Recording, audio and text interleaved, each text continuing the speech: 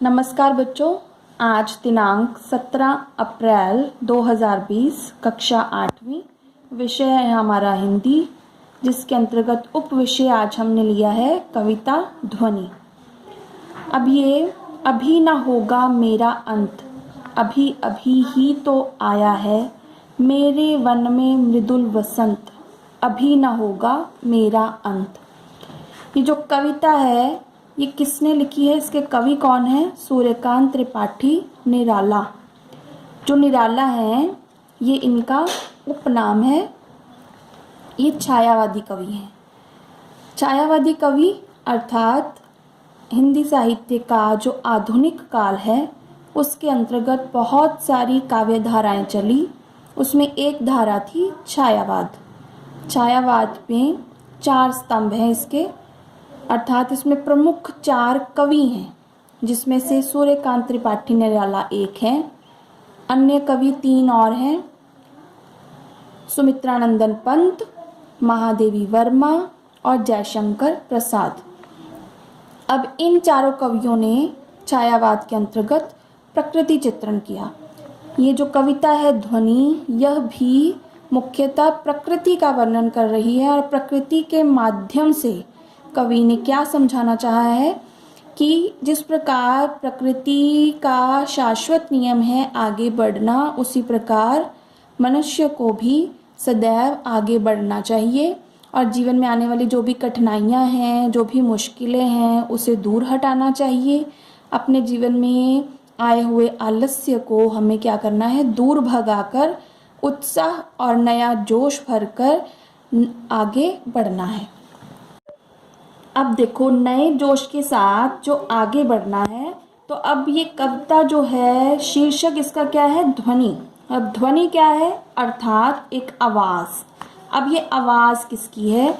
यह आवाज़ अर्थात ध्वनि है प्रकृति के प्रति मानवीय संवेदना की, अर्थात हमारी अनुभूति की, हमारी भाव की, हमारी भावनाओं की, कि हम कैसा अभिव्यक्त करते हैं। ठीक है। प्रस्तुत कविता ध्वनि मनुष्य के मन में आशा का संचार करती है। आशा का संचार करती है मतलब उसको सकारात्मक दृष्टिकोण देती है, पॉजिटिव एटीट्यूड। ठीक है। कविता में कवि ने बसंत ऋतु के माध्यम से निराशा में डूबे, हिम्मत हार चुके मन में आशा के दीप जलाने का प्रयत्न किया है। जैसे बसंत ऋतु में समस्त प्रकृति जीवन के प्रति नया उल्लास मनुष्य के मन में भर देती है, वैसे ही कवि निराशावादी मन में नया जोश, उत्साह भरना चाहता है। कवि अपने जीवन का उदाहरण देकर, अब उसने कहा ना, मेरे वन में मृदुल वसंत, मेरे वन में, अर्थात यहाँ वन क्या है? उसका जीवन है।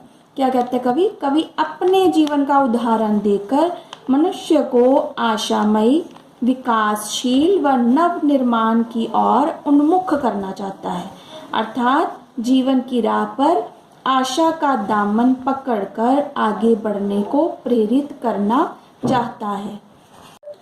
अब जैसे कवि क्या कहता है कि आशा में दृष्टिकोण हो, तुम्हें सदैव आगे बढ़ने के लिए सकारात्मक दृष्टिकोण अपनाना है, तो कवि ये सब कुछ किसके माध्यम से बताना चाहता है? कवि बताना चाहता है बसंत के माध्यम से। बसंत क्या है?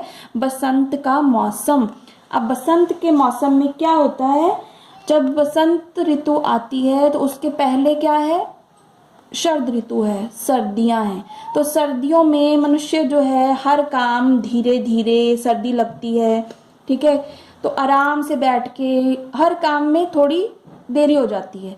तो बसंत में क्या होता है? प्रकृति में नया संचार आता है, सब तरफ हरियाली छा जाती है, नई नई कलियां खिलती हैं, फूल खिलते हैं, और मौसम बदलने के साथ साथ क्या होता है?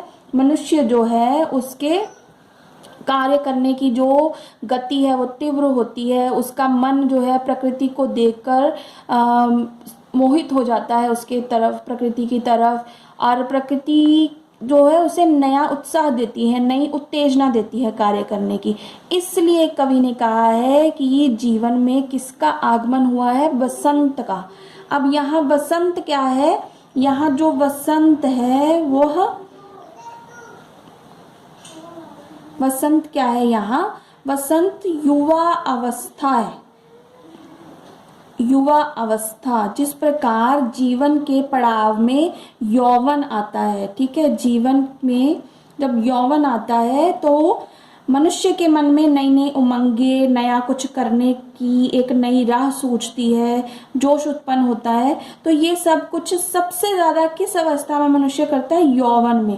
तो अब युवा अवस्था में युवकों को प्रेरित करने के लिए, युवकों को प्रेरित करने के लिए कवि क्या कहता है कि तुम ही नव निर्माण करने वाले हो, ठीक है, तुम ही नव निर्माण करने वाले हो, जीवन को नई दिशा देने वाले हो। तो उन्हीं का जो उत्साह जो है उन्हीं में वो भरना चाहता है।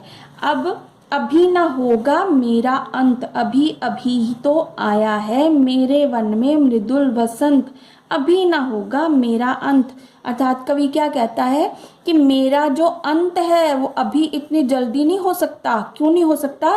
कह रहे कि अभी मेरे वन में, वन मतलब जीवन में, अभी मेरे जीवन में क्या आया है, मेरे जीवन के उपवन में कह सकते हो, मेरे जीवन में कह सकते हो, मेरे जीवन रूपी वन में कह सकते हो मृदुल। मृदुल क्या होता है? कोमल। कोमल, जब कोमल चीज, नाजुक चीज जो है वो हमें अत्यधिक भाती है। कठोर चीज आपको ना, उसका आपको स्पर्श अच्छा लगेगा, कुछ भी नहीं। तो अब जो मृदुल कोमल वसंत, उसने इस वसंत के आगे क्या लगाया है? मृदुल विशेषण लगाया है।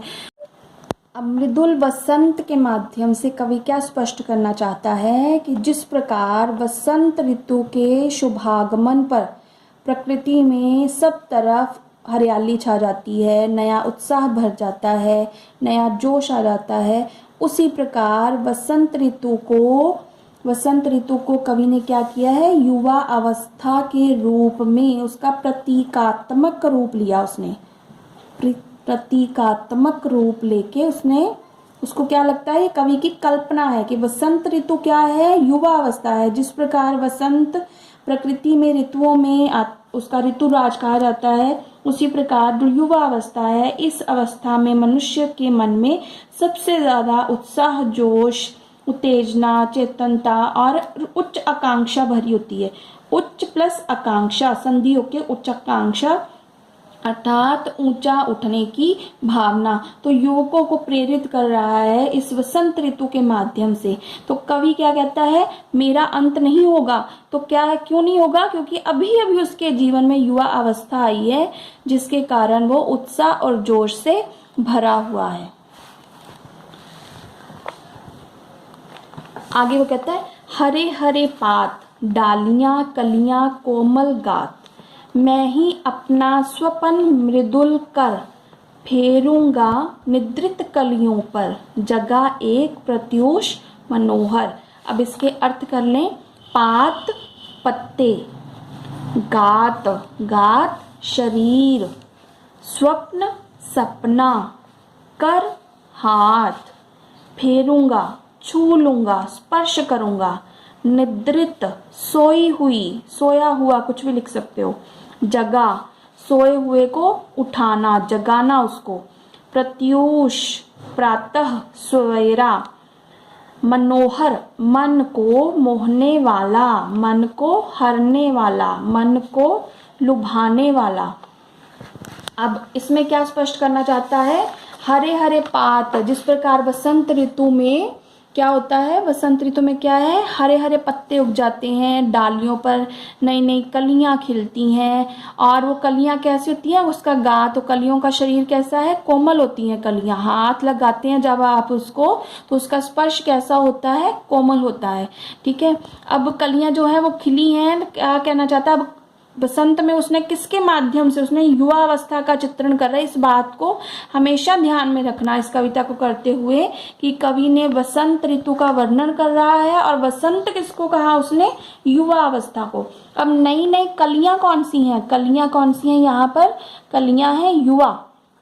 ठीक है, अब वो कह रहा है निद्रित कलियां, जो युवा जो हैं, नौजवान जो हैं, वो सोए हुए हैं, उसको क्या करना चाहता है, उन्हें जगाना चाहता है। उन सोई हुई कलियों को जगाकर उनके जीवन में एक ऐसा सवेरा लाना चाहता है जो जोश और उत्साह के साथ जो है वो भरा हो।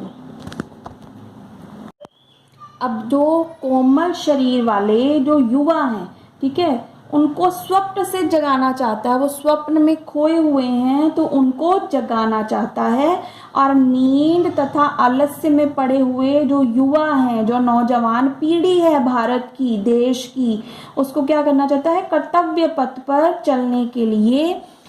अब हाथ फेरना चाह रहा, कह रहा है ना, फेरूंगा निद्रित कलियों पर, फेरूंगा। तो अब फेरूंगा निद्रित, अब जैसे आपको प्रेम से, प्यार से माता पिता, अध्यापक, कोई भी आपको स्पर्श करते हैं, आपके सिर पे प्रेम से हाथ फेरते हैं और फिर कहते हैं ये काम करें, वैसे ही वो प्रेम और उत्साह के साथ क्या करना चाहता है, प्रेम और स्नेह भरे हाथ के साथ क्या करना चाहता है, उन्हें उद्बोधित करता है, उन्हें जगाना चाहता है, उनके साथ बात कर रहा है। क्या कहता है, वसंत की वेला है, वसंत का समय है तुम्हारे जीवन में, बसंत अर्थात तुम्हारे जीवन की युवा अवस्था है। तो उसमें क्या करना है, विकास, उल्लास और नव निर्माण के साथ आगे बढ़ो और दूसरों को भी प्रेरित करो।